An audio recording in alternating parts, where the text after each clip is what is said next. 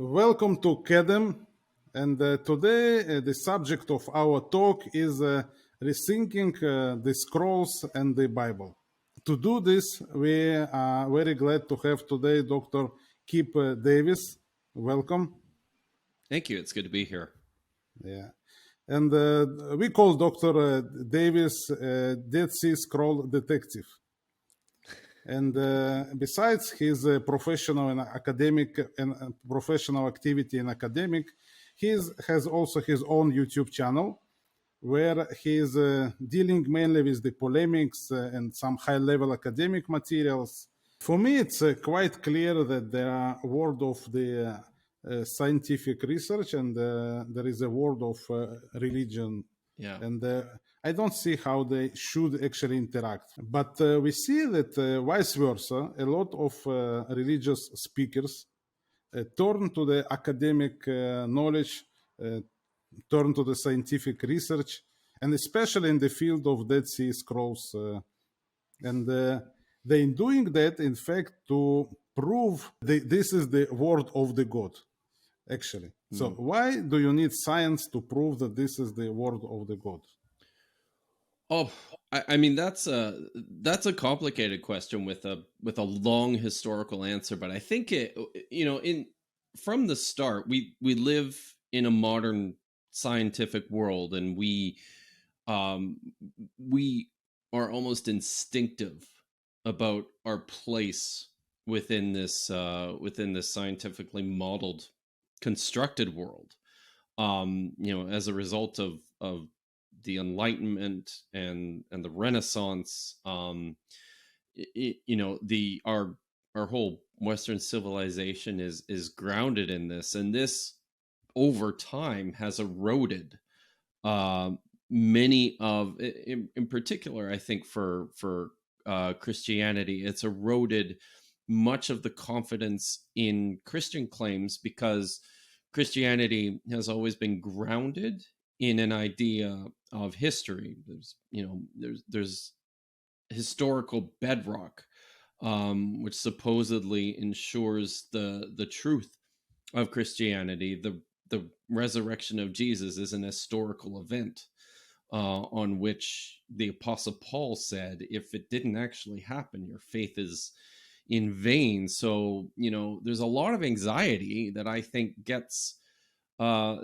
is produced as a result of the erosion of the historical claims of Christianity through the intrusion of science and of scholarship that's been developing over the last couple of centuries.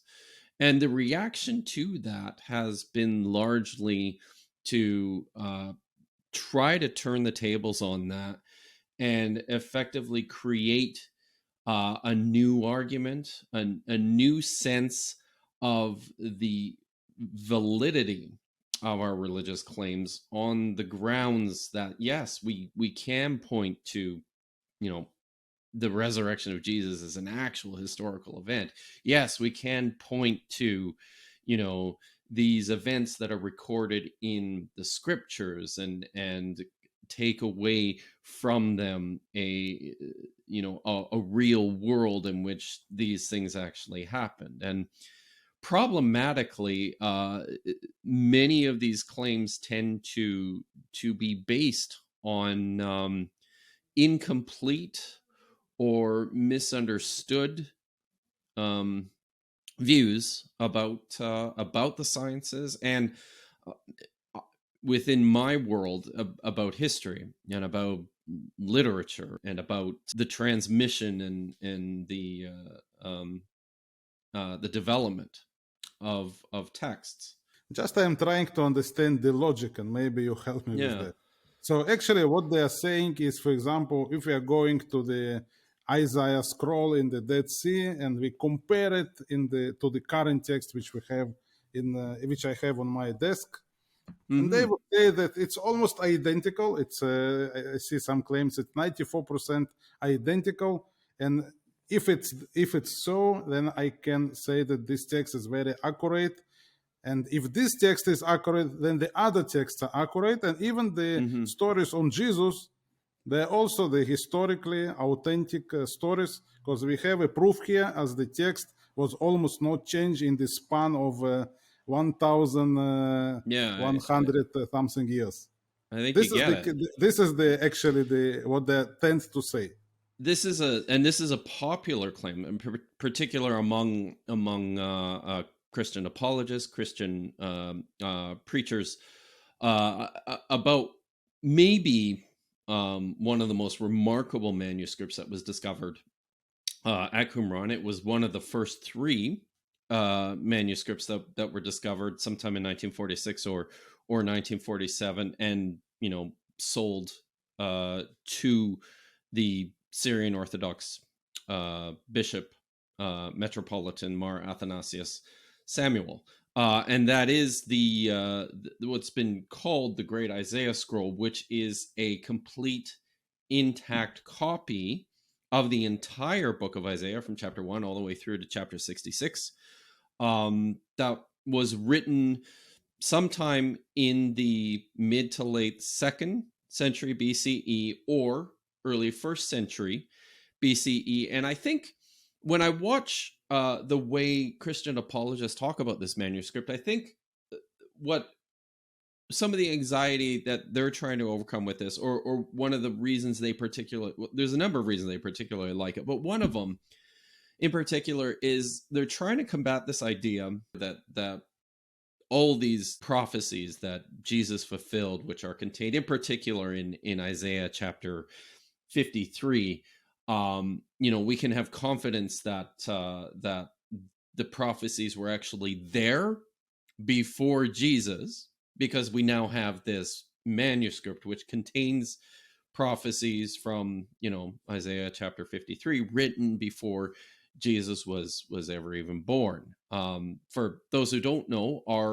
prior to the discovery of the Dead Sea Scrolls, the vast majority of our earliest copies of Hebrew copies of biblical texts from the Old Testament came from medieval codices. The Leningrad Codex, written in I think it's the 9th or the 10th century, the Aleppo Codex from the 9th century. So right away, with the discovery of the scrolls, you're pushing back the textual criticism of the Hebrew Bible. You're pushing back the manuscript data that we have about for the text, hundreds of years, almost 1,000 years, more than 1,000 years, which is tremendous.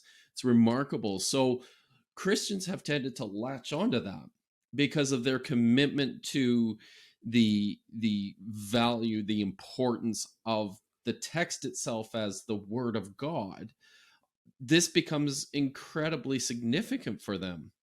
Now, one of the claims that is made with great frequency about this particular manuscript is that encountering the idea that in antiquity, you couldn't really trust the process for transmitting text, because they all had to be written by hand, and scribes made mistakes, and they were free to, there was nothing to control them from including things that weren't originally there, or excluding things that were there that they were troubled by. In an effort to counter these ideas, Christian apologists will often turn to the scrolls to show, no, look, we have copies of these texts that look exactly like the later copies. So this shows this unbroken chain of transmission, and we can then assume that stretches all the way back, to the time of Ezra, Nehemiah, Jeremiah, Samuel, Moses. So, and they particularly like this manuscript, the Great Isaiah Scroll, because it's really fantastic. It's one of the very few, and there are only a small handful of the hundreds of manuscripts that found at Qumran and some of the other fine places in and around the Judean desert. This is one of the very few that is complete. It's intact. It's the whole thing. There's, it hasn't deteriorated like almost all of the others into fragmentary little bits. It's a monumental discovery. It's an incredible manuscript all on its own. Measures over 7 meters, 24 feet for our American friends. And as I said, it contains the entire text of Isaiah. So, and you'll get these claims on the basis of this particular manuscript that it matches very closely, almost, I think you said 94%. I've heard numbers in that range. I've heard numbers as high as 99%.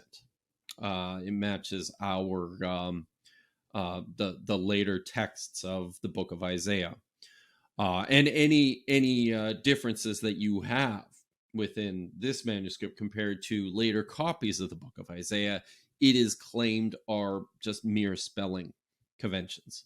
I actually have an ongoing series about the Dead Sea Scrolls on my channel, and this is one of the very first questions that I tackle, is this idea of perfect transmission, of accuracy within the text, and how this claim matches reality. And when it comes to the Great Isaiah Scroll, the official edition that was published of this manuscript actually catalogs over 2,600 textual variants, which it's pretty high. Now, I mean, that's in a text that contains roughly, I don't remember offhand, but it's probably 40,000, 50,000 words. So it's a small percentage, but it's still a lot of variation. And while scholars tend to agree that the text itself does look quite a bit like much later copies of the book of Isaiah that were used to translate English Bibles, that survive in your Tanakh that you have on your desk there. There is a lot of things going on in the manuscript, even beyond just the words, the text itself, which indicate to scholars that this manuscript actually illustrates this very dynamic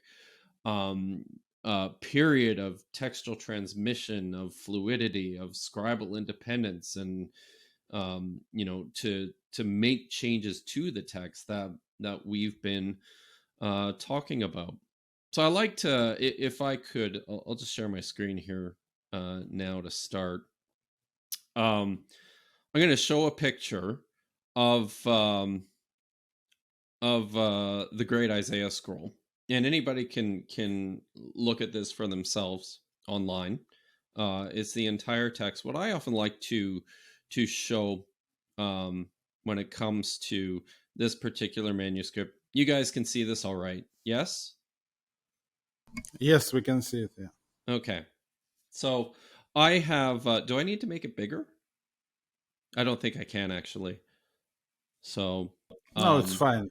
All right, good. So I've opened the scroll up here right to the middle. And this is maybe my favorite aspect of this manuscript. I should start I should say right from the start that there are actually a number of significant differences, changes within this text compared to what we have in the Hebrew text of the book of Isaiah, which is the basis for our modern Bibles. But maybe one of my favorites is this. You see on your screen 4 columns of the book of Isaiah, and this is right in the middle. And you read Hebrew from right to left. So from the right, there's column 1. There's the first column, and then there's this second column right beside it. And you can see right at the bottom here, there's a big empty space. It's actually 3 empty lines on the column. So this is the end of Isaiah chapter 33.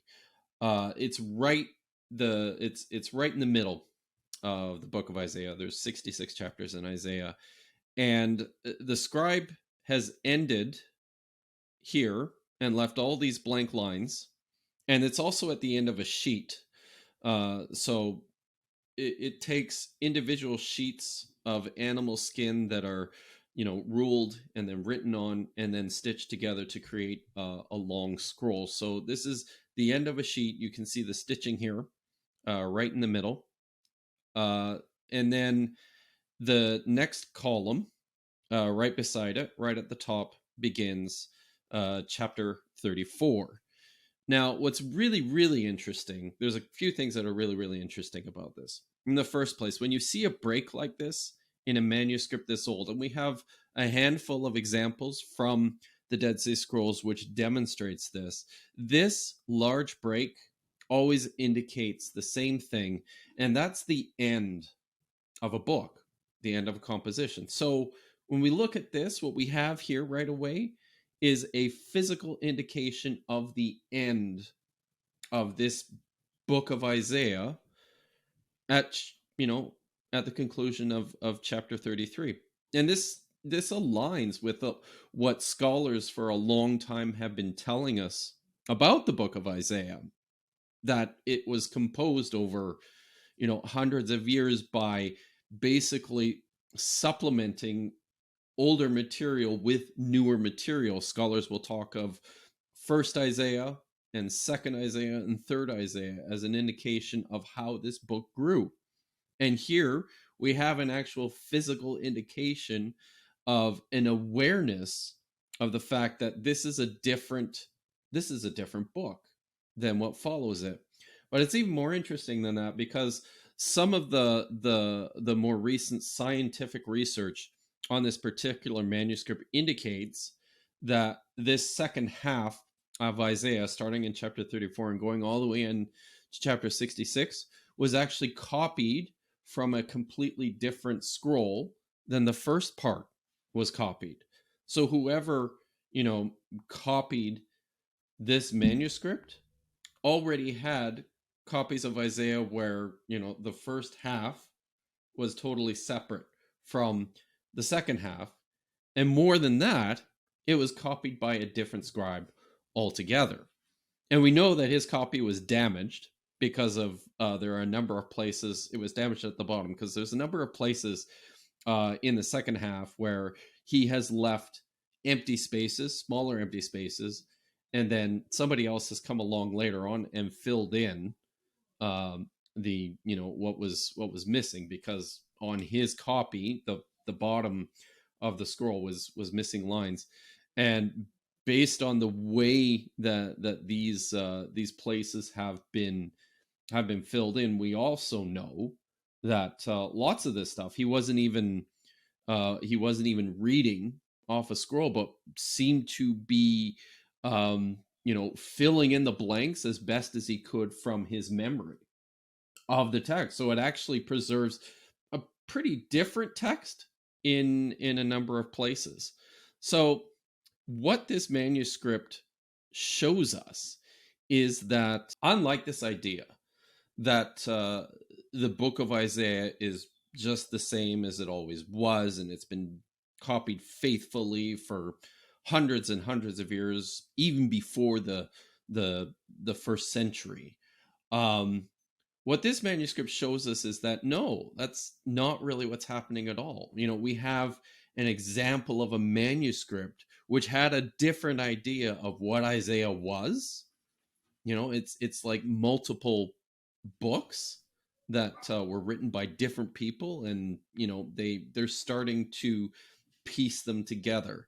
And this is in my mind, it's pretty exciting, but I think this is a threatening idea to a lot of Christians, to a lot of Christian apologists, because it confronts right away this notion that we can trust what the Bible has to say about itself, when in actual fact the manuscripts help to show us no, this was a text that developed over a long period of time and is still in the process of developing much later than many of us even imagined.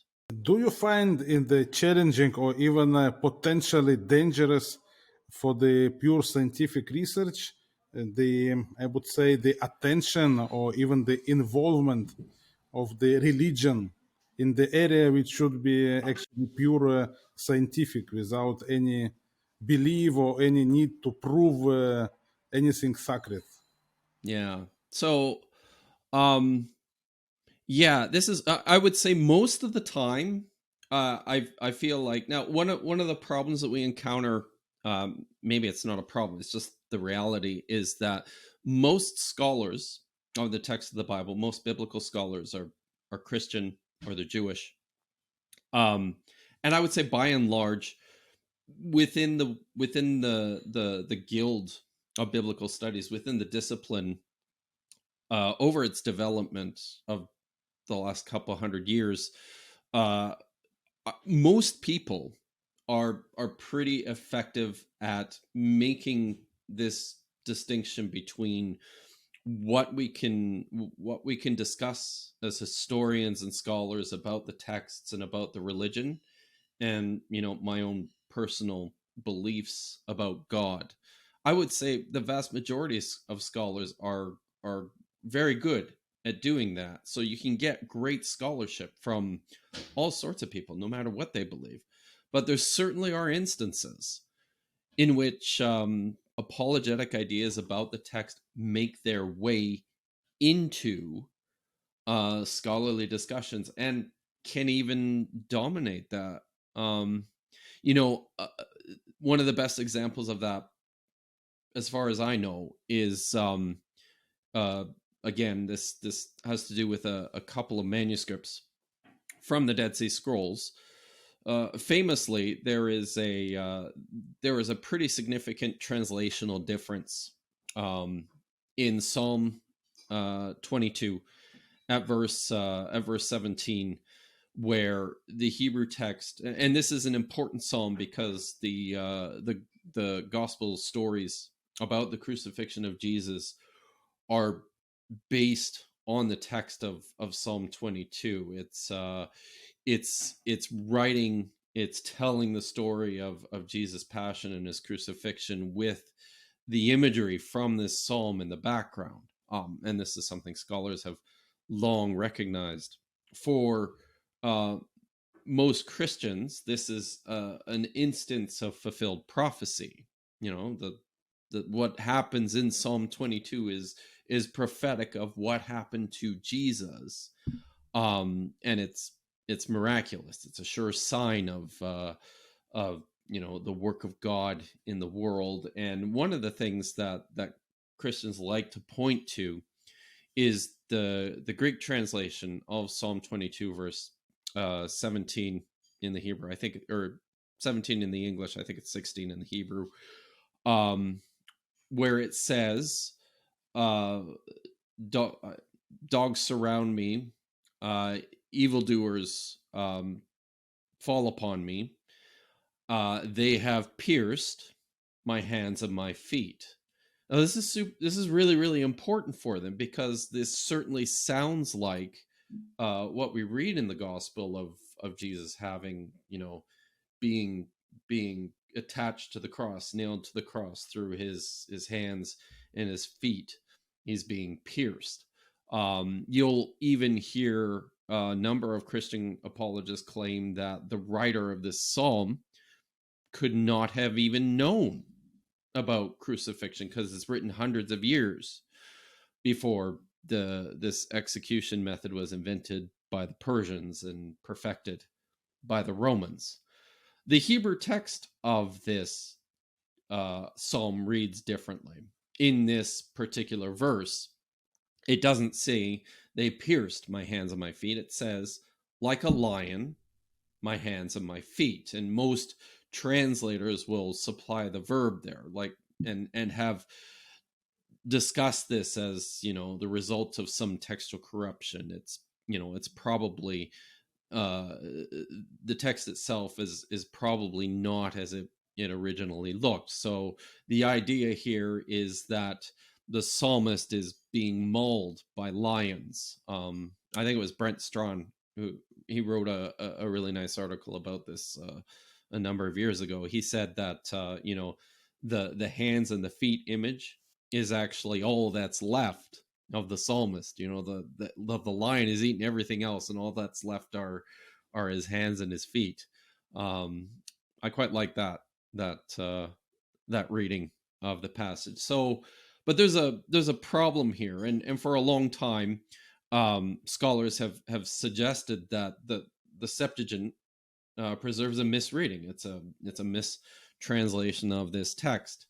Well, when there are two manuscripts from the Dead Sea Scrolls, one from the caves at Nachal Hever, which is where Bar Kokhba and his guerrilla fighters were hiding out as they were being tracked down by the Romans, and we've discovered all sorts of letters and deeds and documents and a handful of literary texts, including a copy of the Book of Psalms. And wouldn't you know it, it actually contains this particular verse. There's another one from Qumran, which also contains this particular verse. It's much older, and I'll show a picture of it now. So this is, let's see, this is it here. Okay, so this is a picture of a fragment from 4Q88, and this is where the text of this this verse appears. And unfortunately, the actual reading itself, like a lion, my hands and my feet, or they pierced my hands and my feet, actually appears right at the very bottom of this fragment, and it's completely missing. The word in question, the disputed word, whether it's like a lion or whether it's they pierced, appears here, and all we have left of it is this little flake of ink. There's another older picture where there's a second little trace of ink where this hole is here. Can you guys see my cursor? Yes, I can see. Okay, so where I have my cursor here, this was intact in an earlier photograph, and we have a little bit of traces of ink from this. So the editor of this particular manuscript actually suggested that the reading here matches the Septuagint on the basis of these teeny tiny little traces of ink. And, you know, to my eye, there's just not enough there, especially given how close the readings appear. You're literally talking about one letter. It's a difference between a vav or a yod in Hebrew, and very often within Hebrew manuscripts, these letters look identical. So to my eye, it doesn't. There's just not enough here to make even the suggestion that, you know, we can see what the reading is here. But a scholar of the Dead Sea Scrolls who worked on this manuscript actually published this reading to align with the Septuagint. They pierced my hands and my feet. And this is part of the scholarly discourse now. People who talk about the Dead Sea Scrolls and won't actually bother to look at the manuscripts or the fragments themselves. They depend on, you know, the work of other scholars to put together these editions and to write the transcriptions. Now you have the entire, you know, body of biblical scholarship looking at this edition and seeing that, whoa, the reading here is like the Septuagint, on the basis of what I would consider is quite a dubious view of this fragment, where we can't even see what these words are. So, but that's one manuscript. There is another one. This one from the Bar Kokhba caves preserves the word at least more completely. I'll show a picture of that here. So this is the fragment from the Bar Kokhba caves, which preserves the reading. And I think everyone should be able to see right at the outset that there's some problems with the fragment. The letters are faded. They're not nearly as clear as on that other fragment. And in, on sort of the left half of this fragment, they're almost illegible in some instances because of how unclear they are. Well, here is the word right here in question. So the word in Hebrew is ka'ari, which is translated like a lion, or if it's the Greek translation, it's keru, which is a verb. The reading itself is right in the center of your screen where my cursor is, and it's very, very badly damaged to the point that the final letter on it, and this is where the argument hinges, whether it's a vav or a yod, is you can see it, but it's still pretty badly obscured. The same editor who worked on this manuscript also suggested the same reading, that this is actually keru, the verb, which he, translates as they pierced my hands and my feet. And you can actually go and see talks online on YouTube that this scholar, his name is Peter W. Flint. He'll give talks, public talks about this reading and how it it attests to the reliability and the antiquity of the Greek translation reading, but it also confirms what's happening in the Gospels, almost as like a failed prophecy about crucifixion. Now, I'm going to suggest here too that there's all sorts of problems with this reading as well. In large part, in large part, these don't get addressed by this scholar in the stuff that he published about this manuscript. Right at the outset, I mentioned how it's difficult to tell the difference between these two letters, the vav and a yod. There's actually a number of other fragments from this manuscript where we see instances of this same confusion, where it's hard to tell whether the letter is a vav or a yod. Right on this very fragment, even right at the beginning of it, here at the top, we have an example. This is the word etzmoti, and if you look at these last three letters, 1, 2, 3, the first letter and the third letter are a vav and a yod, and they look pretty much identical. But there's other examples of this too. There's other fragments from this manuscript where we see the same thing happening. I'll pull another one up here just to illustrate what I'm talking about. So this is a fragment from the same manuscript, which is much more clear, and we see up on this first line, this says Ata Kadosh Yoshev B'Techalot Yisrael, and in the last two words there, B'Techalot Yisrael, you see again where my cursor is, there's three letters, 1, 2, 3. This is a vav, and this is a yod. Now, to my eye, I can detect a bit of a difference, but they are very, very close in appearance.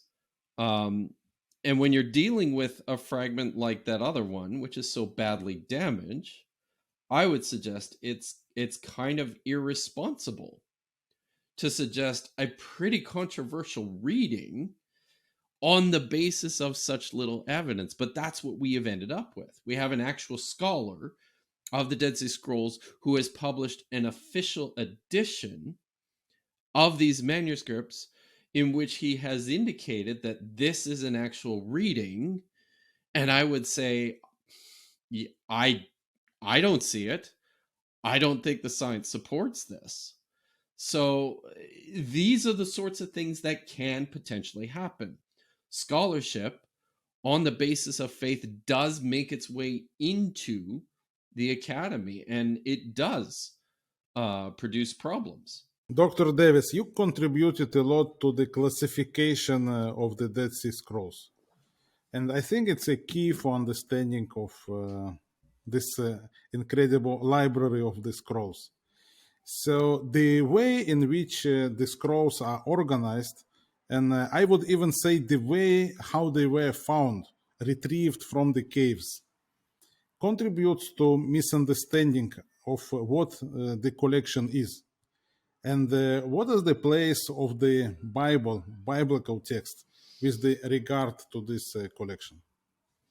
Yeah, this is a very good question, and this is actually a foundational piece of some of the research that I and my colleague Dr. Matthew P. Munger are moving forward with over the next few years in our newest project.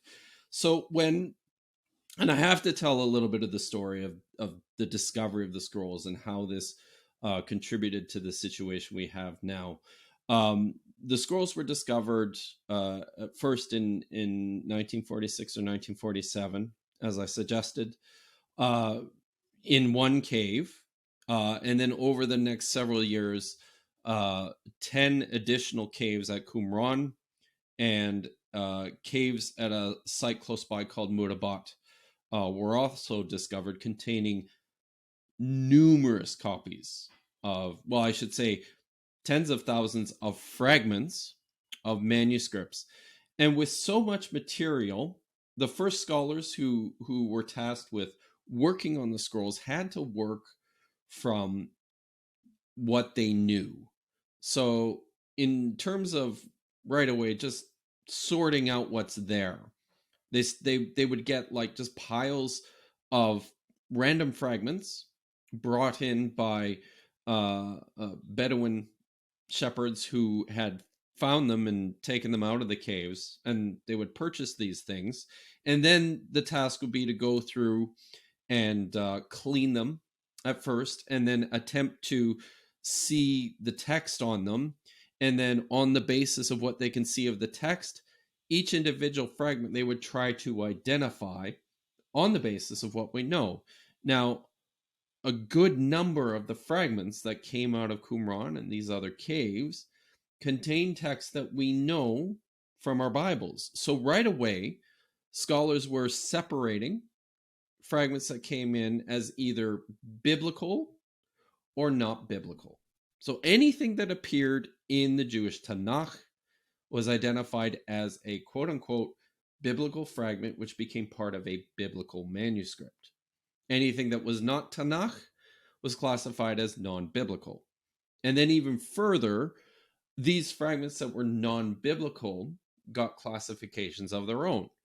There were a number that were identified with Jewish texts that aren't in the Tanakh that we know of, such as Ben Sira, Jubilees, First Enoch. So these non-biblical texts were, there were fragments that had similar looking texts from those. They were classified as copies of Jubilees, of First Enoch, of Ben Sira.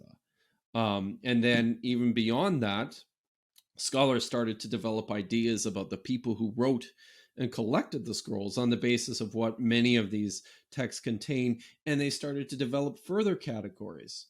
We call certain texts sectarian, as those which seem to have been written and collected by the people who lived at Qumran on the basis of what they say, but then everything that doesn't quite match their theology, we classify as non-sectarian. Now, it's very important for me to point out that these are modern classifications, and we don't have any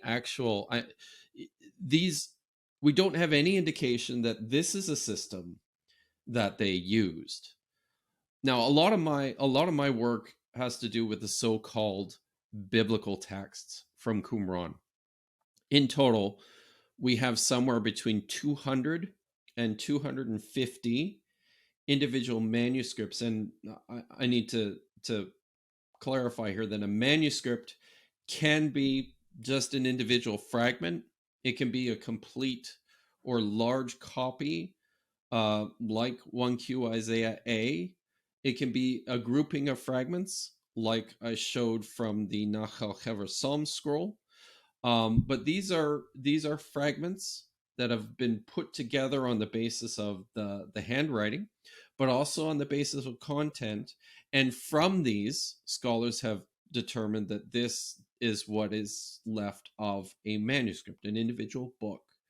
So we have 200 to 220 or maybe 250 of these manuscripts from Qumran. But and essentially what has happened is this has formed the foundation for textual criticism that takes place using the Dead Sea Scrolls. What I mean by that is any biblical manuscript is now considered by text critics of the Hebrew Bible as evidence for the development of the Hebrew Bible text. And this is problematic on a number of points. First of all, we really don't know much about what the Bible looked like at this time in the first century CE and the first century BC. Prior to that, we have some ideas that have developed on the basis of reading things like Josephus, who was writing in the 90s or 100, or on the basis of what Ben Sira says in his poem, his tribute to the ancient heroes of the faith. We develop ideas about what the Bible looked like, or even if there was what we can call scriptures in the period. But these are very loosely defined ideas, and they tend to reflect our modern categories and our modern thoughts about things like scripture or like Bible, when really in early Judaism it's just not there. We have copies of literature. No one has separated outright and said this is the Bible and this isn't. We're just guessing as to how these fragments fit our categories. Dr. Davis, so why we need to rethink the Bible? So, in the first place, as I suggested, we just don't have enough hard data from the period to indicate what that even means, because it seems the idea of a scriptures or a Bible are incredibly fuzzy, imprecise. So within the Dead Sea Scrolls themselves, what many people are not clearly aware of is that the manuscripts are not all the same in terms of how they're constructed, how they're written. They come in all sorts of different sizes. They employ different kinds of scripts. They're written on different types of medium. Most of them are parchments, but we have quite a number of texts that were written on papyrus. All these physical features about all the manuscripts, including the quote-unquote biblical manuscripts, are indications to us about how people thought of them and their use and even their contents. So one of the I think the key indicators as to how a text was used, and then certainly what it even looked like, has to do with its size. And even though we don't have a lot of complete manuscripts from the Dead Sea Scrolls, we do have a number of fragments from many manuscripts which suggest to us we were able to reconstruct and determine how large a manuscript was. So and this is an important question, certainly with regards to the Bible, because take, for example, something like the book of Genesis. We have fragments from manuscripts at Qumran, which we can reconstruct with lines, with columns containing up to 50 lines of text. They're big. The margins of a particular manuscript seem to also correspond to the size or the length of a scroll. So we have some of these copies of the book of Genesis in the Dead Sea Scrolls, which look like they were complete copies. You got the whole thing. Scholars are relatively confident about that, but that's not the situation for all of them, right?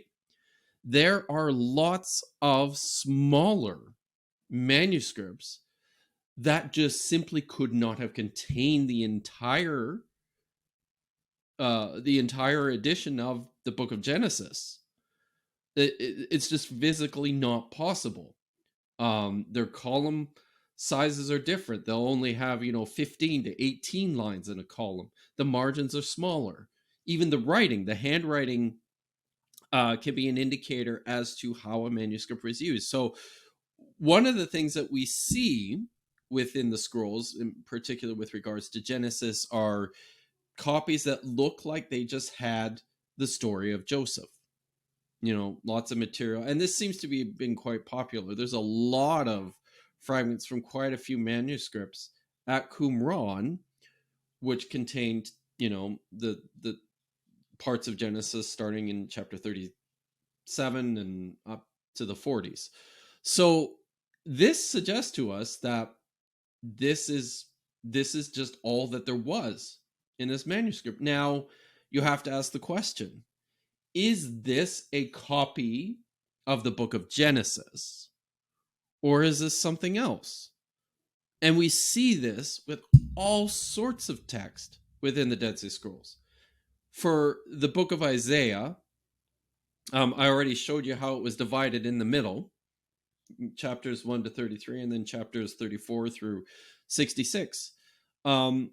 This is reflected in the numerous copies of Isaiah that we have in the Dead Sea Scrolls. There's 22 copies of what's been identified as Isaiah, but all of them, well, except for maybe 3.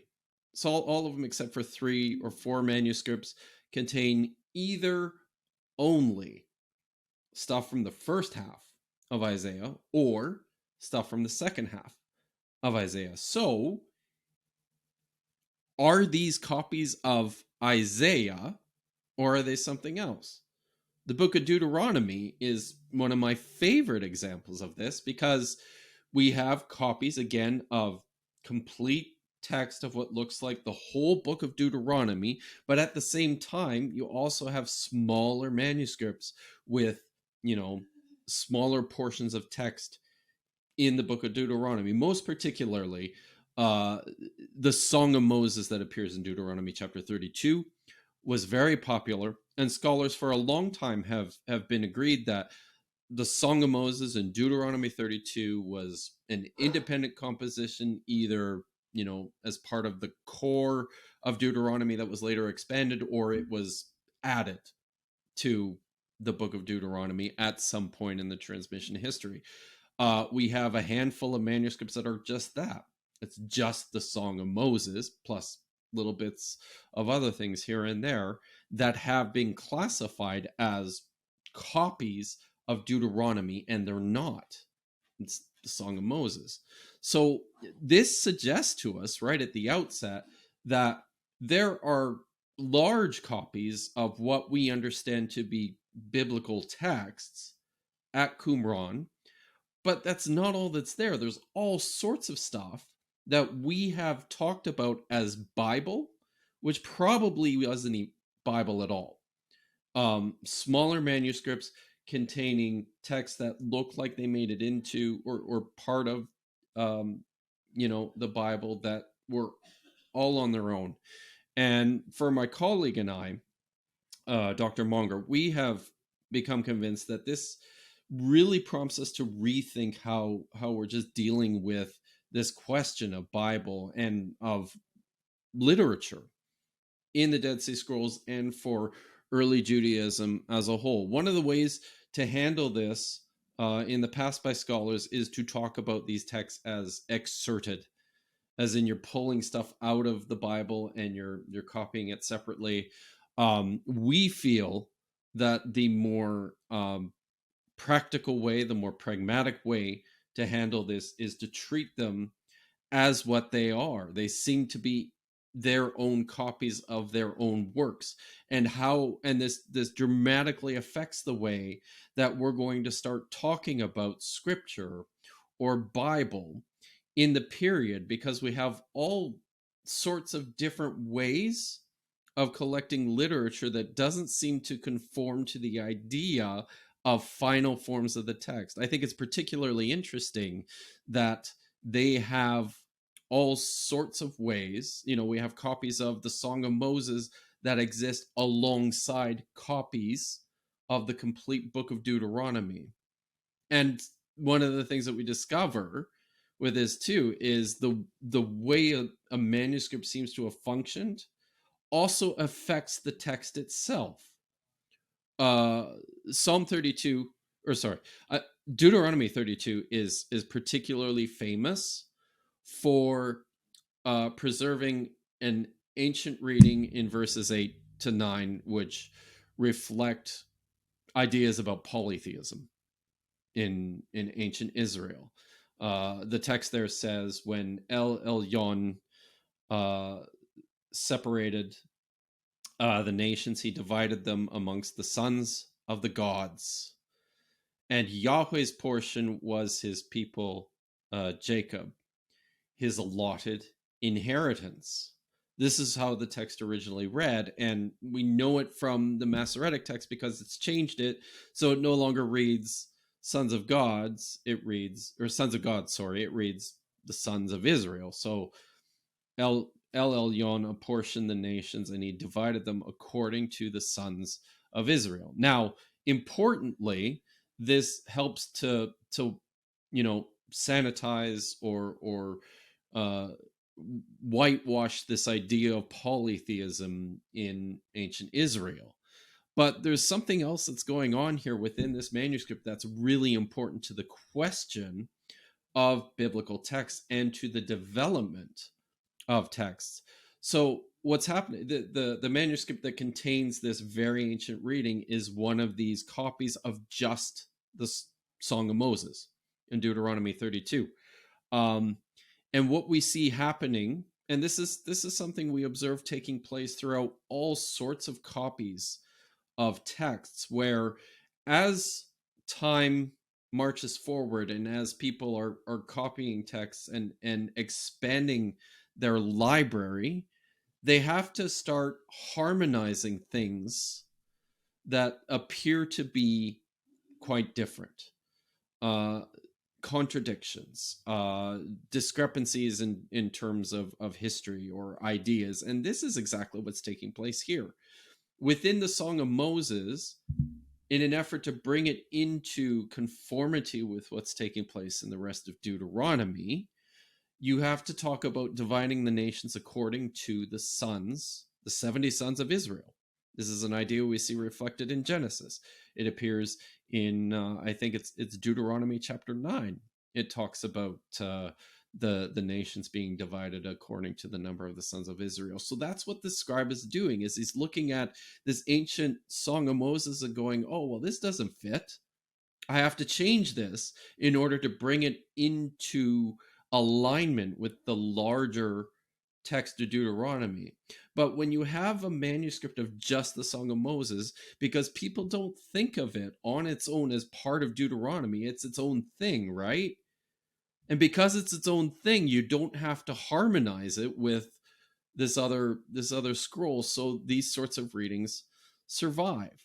And that's why we have to rethink this idea. And it extends, I think, beyond just what these texts that we classify as quote unquote biblical. We have numerous other examples of manuscripts from Qumran which are just difficult to classify because they kind of look like what we see in the Bible, but they're so different that it doesn't match anything that we have in the Bible. Among the manuscripts, we have some familiar ideas from the Bible, but in fact, the stories are totally different. Yes. And importantly, within scholarship, there are active, ongoing discussions about even how to classify this literature. I mean, for a long time, we have talked about texts that were so-called rewritten Bible or parabiblical in these terms as things that look very similar to what's in the Tanakh as we have it, but not nearly close enough to be considered copies of the same works as in the Tanakh. So what is it? When maybe the most famous of these are a series of manuscripts that have been classified for a long time as reworked Pentateuch. There's, I think, 4 or 5 individual manuscripts, and they seem quite large. Like they contain, you know, in huge portions of what we understand to be the Torah. But again, they'll follow quite closely the text of the Torah and then suddenly just break into something completely different.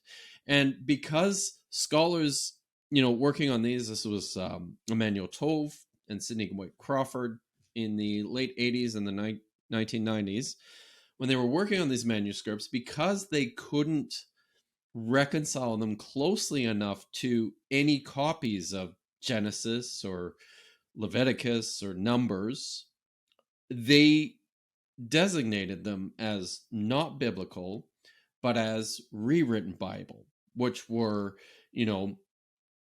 manuscripts that sought to tell the stories and represent the literature from the Torah in a new or a different way, but were not actually the Torah, and this based on just how closely they correspond to the text of the Torah. Now, it feels I feel like this is an artificial distinction, because what's actually happening within these manuscripts is some things that I've talked about already beforehand. In particular, this idea of harmonization, which occurs over larger, a larger collection of works. One of the things that's taking place within the rewritten Bible texts is an effort to harmonize different episodes from the Torah in order to make them match up together, become much more closely interlocking.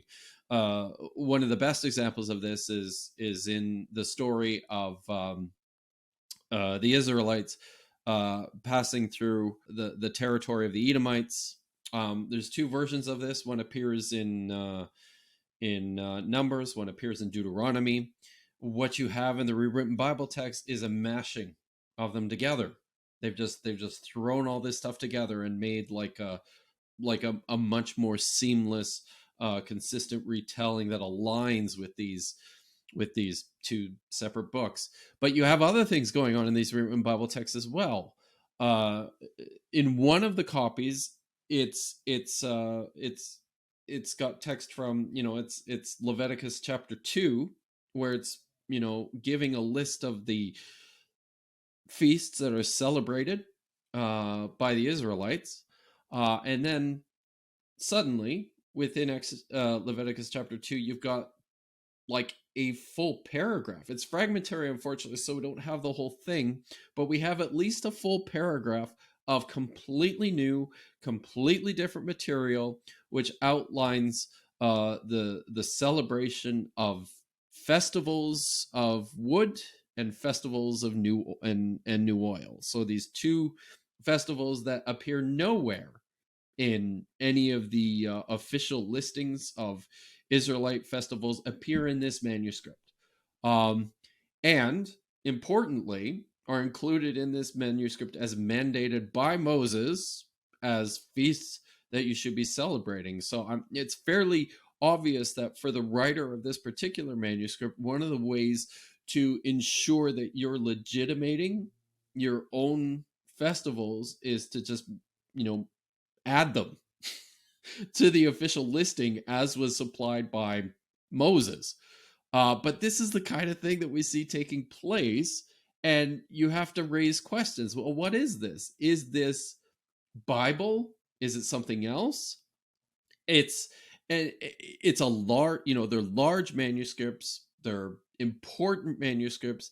They're fixing perceived problems within the text themselves, like within what we would understand to be Bible, which is part of a process that's been ongoing for a very long period of time. I mean, this is basically what the book of Deuteronomy is.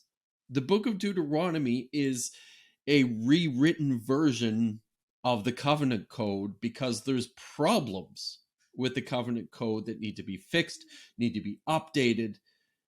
And this is a process that's been taking place. We're just farther down the chain. We're further ahead in time. And in a period of time when this idea between what we understand to have been scriptures for these people or not scriptures is not precise.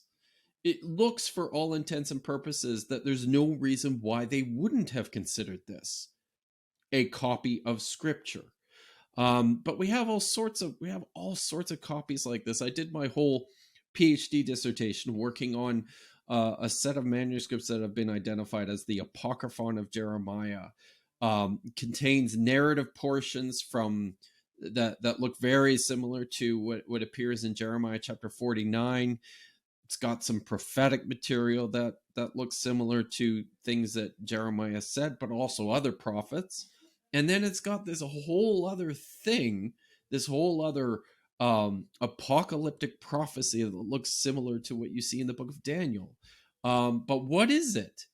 It seems like they copied it multiple times. It seems important. It seems like this is a copy of a book of Jeremiah of some sort, or a book of prophets of some sort. We have I recently spoke about this on another show. There's a really interesting. It's just one fragment of a manuscript that's been identified as apocryphal Pentateuch. It's a very large fragment. There's only one, but what I think is particularly interesting about it is the handwriting on it is absolutely exquisite. It is incredibly precise. And again, this is in a very large manuscript. We have some of the margins on the bottom and in between columns preserved, which indicate this survived from a huge scroll. And because the writing is so meticulous, this was one that was professionally written. Like somebody paid a scribe to write out this extremely large manuscript. And this is a manuscript that looks nothing like anything that we have in any copy of the Torah anywhere. But it tells story. It seems to tell stories about Miriam and about the establishment of the 70 elders for Israel, and then in one part, this guy, presumably one of the 70 elders of Israel, makes this impassioned speech about what a great guy Moses is and why you should be listening to him. It's wild. Like there's just all sorts of stuff going on in here, and nothing that looks anything remotely close to what we would understand as a text from the Torah. But it's such a remarkably beautiful manuscript that you have to think it was so important for someone to spend the kind of money and the resources to make sure that it was preserved and read. I would like to ask you about to whom these scrolls were belong to. And I know that majority of the researchers think that this is a kind of sect group of people living in Qumran. But, a while ago, I spoke with Professor Rachel Eleor from Hebrew University in Jerusalem. And she thinks the opposite. She thinks that the number of the scrolls, the variety of the texts, they're actually not representing the cult or group of people. They represent probably the maybe the temple library from Jerusalem, which was just brought to be hidden in the Qumran area. And she thinks that the idea that these scrolls belong to this group comes actually from Professor Sukenik, who once he got the scrolls, he opened it on the place where it was belonging to this what we call now sectarian texts. Yeah.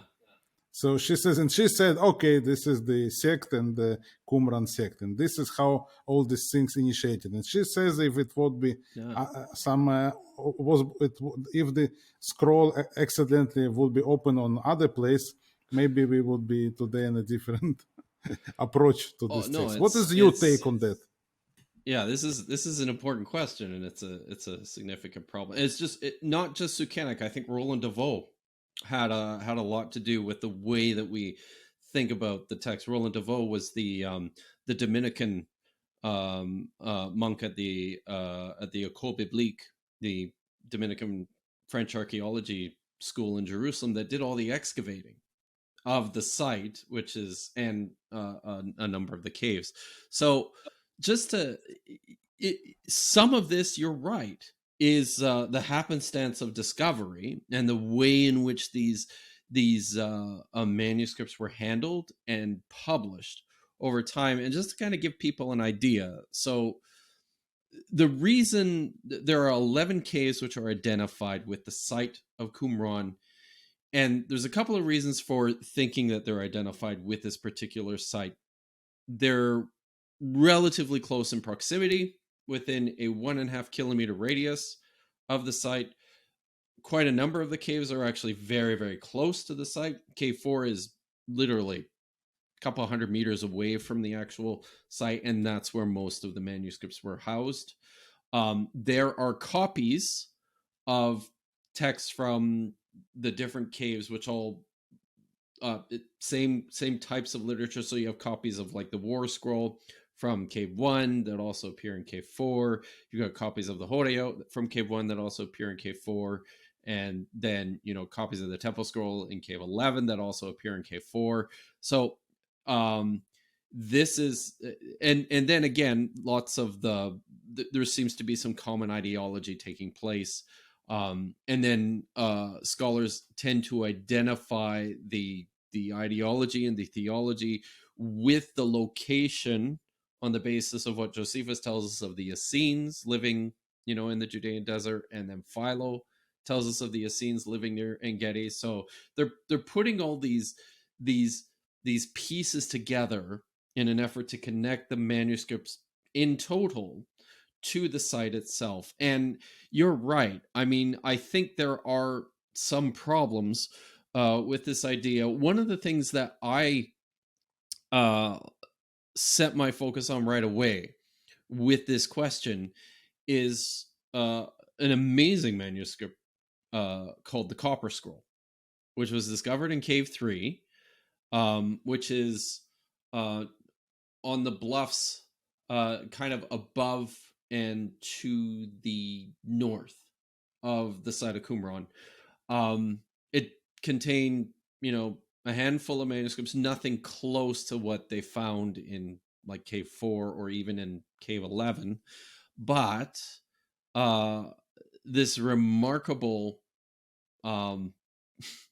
scroll, for lack of a better term, of sheets of beaten copper, which measure over 10 feet long. Just the engineering required to make this is pretty remarkable. And then etched onto these sheets of beaten copper, it reads like a treasure map of temple treasuries hidden all over, all over the land, presumably to keep them away from the Romans who are bearing down on them, on the eve of the Jewish War, which started in 67. So, what on earth is this manuscript doing in this site, belonging to these people who are living out their time in anticipation of the last days when Yahweh is going to come and destroy all of their enemies and establish his kingdom? Why do they have this? And it's a very important question, and it's one that I don't think has been satisfactorily answered. It seems to me that something like the Copper Scroll uh, belongs much more naturally with the temple itself than it does with this group of ascetic Jewish Essenes living out in the wilderness. But there's more too. I mean, we have one of the problems with assessing the relationship of the manuscripts to the site also has to do with the caves and their relationship to one another. A couple of the caves, Cave 1, Cave 11, they had scrolls wrapped up in linens and stored in jars. Cave 4 seems to have had, shelves installed inside, presumably for, the storage of manuscripts. They're different kinds of caves. Joan Taylor has most recently spoken of Cave 1 as a type of Geniza, a storage place for manuscripts that have outlived their usefulness to the community, whatever community that was. Similar, so I think you can make the case for Cave 11. And then the types of manuscript, even though there's some overlap, there is some differences in the types of manuscripts that appear in these caves. One of the interesting things of Cave 11, it's the cave that's located the furthest away from the actual site itself. But it also seems to have more newer, the manuscripts there appear to be generally more recent, closer, mostly, mid first century kind of copies of things. And there are more copies of Aramaic texts in this cave relative to what we find in some of the other caves. So there seems to be maybe some distinction of this particular cave relative to the others. So I don't have answers to these questions, but I am certainly sympathetic to ideas about the individual caves themselves, what was found in them, and rethinking their connection to the site, because most of the ways in which the caves and then the manuscripts have been connected to Qumran is just by virtue of proximity. They're close. There's a lot of manuscripts that were, found together in caves that appear to be close to this place, and we don't have any idea. And for all we know, all of the caves, or maybe some of the caves, were caches of literature belonging to other people altogether, who just happened to stash them, nearby this site. So making this relationship, drawing this connection between all the caves, has issues. It has problems, and I think there is there's some important questions that need to be revisited with regards to how we talk about all the manuscripts together as a collection, and in particular with regards to the priests who are operating the temple in Jerusalem, and what's going on there, and why they would feel the need to stash manuscripts out in the desert. So it's all very important stuff that requires a lot more work. And Dr. Kipp Davis, thank you very much. Thank you. It's been a lot of fun. I enjoyed talking about my work and this kind of stuff. I get excited about it. Thank you.